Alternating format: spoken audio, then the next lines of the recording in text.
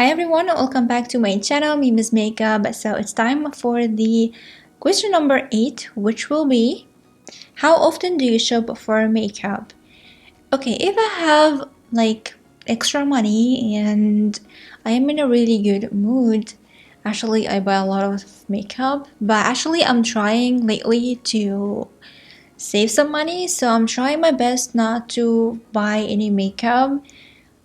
I do my best, but sometimes it's really hard to resist. So, like every once in a while right now, I'm trying my best to like buy something here, something there to feel that I have more makeup or like a new makeup items, but in the same time not paying a lot of money because lately the makeup here becomes so expensive.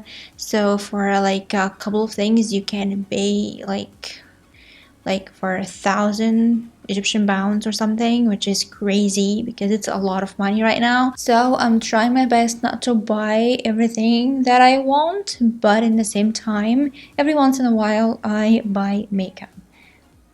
Yeah, try to.